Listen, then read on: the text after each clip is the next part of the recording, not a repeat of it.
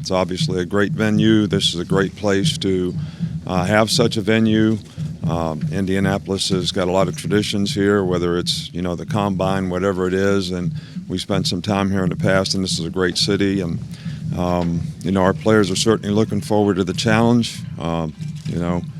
Mr. Hancock and the college football playoff group do a great job to create a great opportunity for teams that make it here. And Georgia's got a great team, and it's going to be a great challenge for us, and really proud of the way our team has persevered this year to create this opportunity for themselves. So we're also looking forward to that.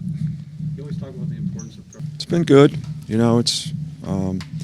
It's not a normal routine, for players to be away from home for a week, come home, have a couple days off, start on a new game, travel today after practice. But the focus has been good. The players have been good. What's the most important thing in a rematch game like this?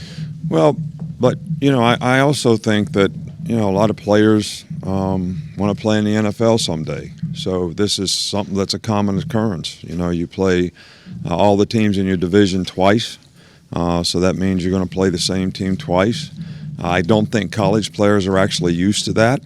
But, this is something that you have to learn from whatever you could do better when you played the first time, and try to have the right mindset to know that you're going to have to be able to persevere and play with the same kind of energy and intensity in the game for 60 minutes, this time around. So it is different for college players, but it's something and a good experience for them to get used to if they're going to play at the next level someday, because it happens all the time. Coach, what's the message to the fans coming into this a little bit? Well, I think it's always important that you have great support. We've always had great support at the University of Alabama. Our fans have been great. They travel wherever we go.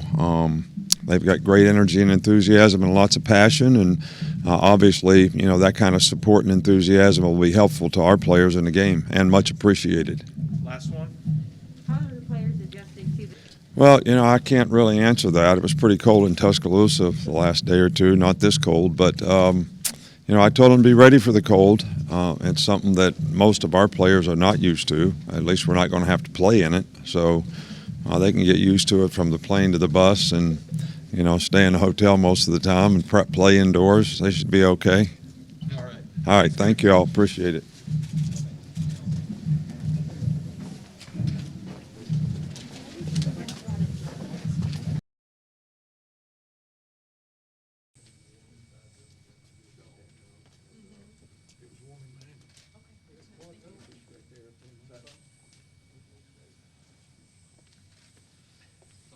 How you doing? How's everybody? Not in here. Feels good. What's the mood curve you guys landed on the ground for you? The mood's great. Guys have been great. We've had good practices. We're excited to be here. Our guys are really fired up, and got a tall task. We got a really good team to play, a very talented team, and it's kind of unique having to play them. It feels like almost back to back. You played them the last game of the regular season or the championship game, and now an opportunity to play them. What seems like, I don't know how many weeks has it been? 4 weeks, 5 weeks since then. And you look at that tape, you look at other tape, you try to find things you can do differently, things maybe you can do better. And our guys have worked really hard on that. So I'm excited for them to get an opportunity to play. We're not completely done. We get to have a practice here and keep getting better and finding things we can change, but certainly excited.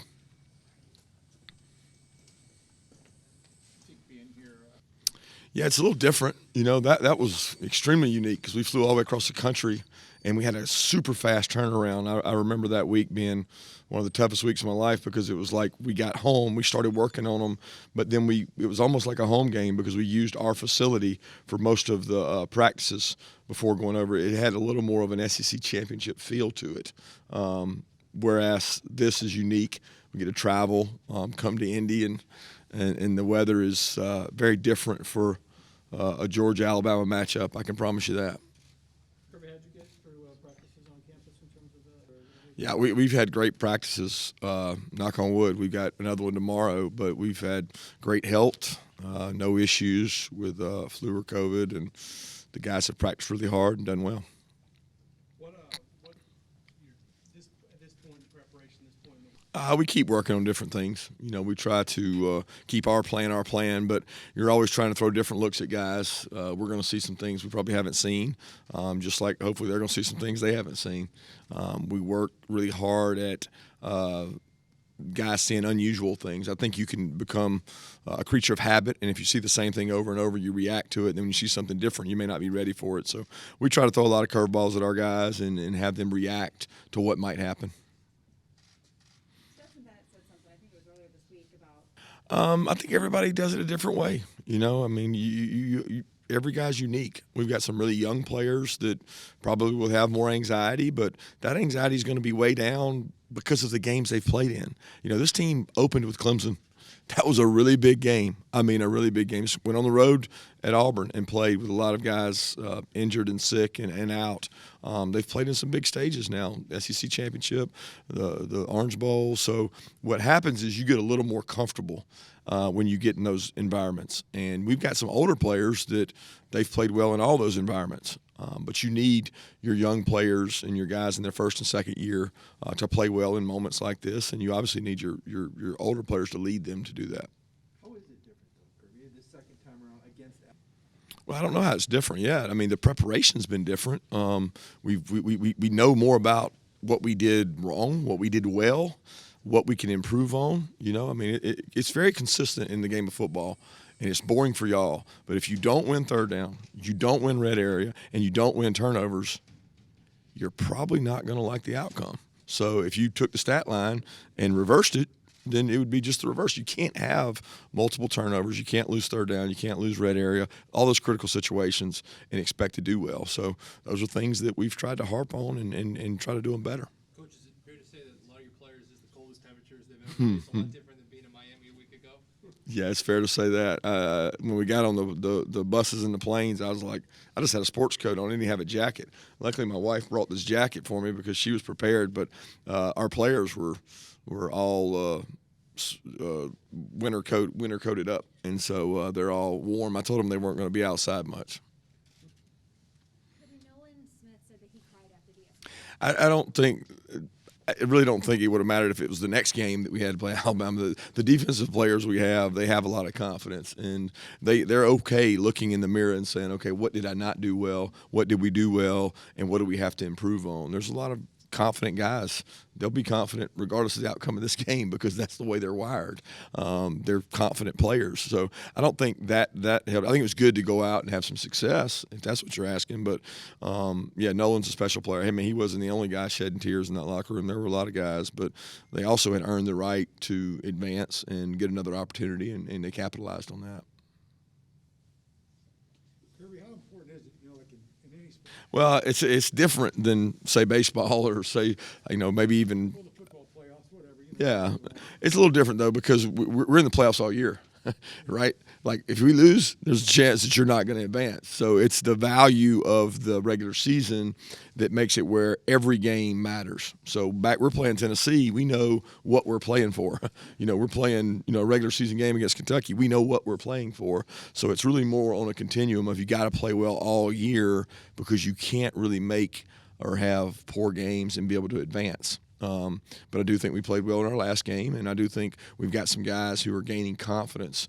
That includes Stetson. The more he plays, the better he gets. And he hasn't played a ton when you think of the grand scheme of things. He's not like a 4-year starter in a national championship game. That's not what he's like. He's getting a lot of reps here in the last 6 months that have been valuable for him. Coach, can you feel how badly this fan base is craving? I can't feel it.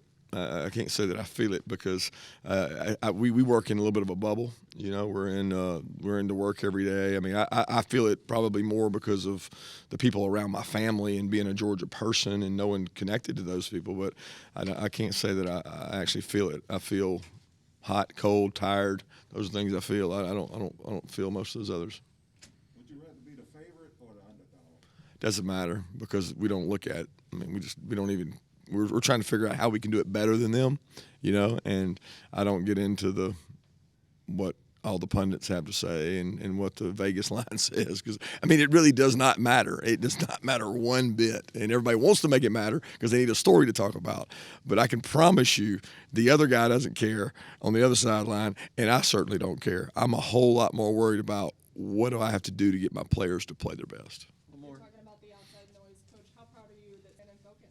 I'm proud of Stetson and all our players. I mean, there's some guys that played really well around Stetson, and that's going to be important in this game. You know, can they protect him?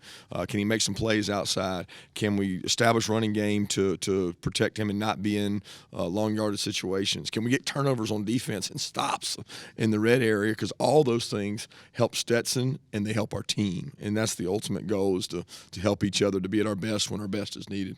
Thank you, guys.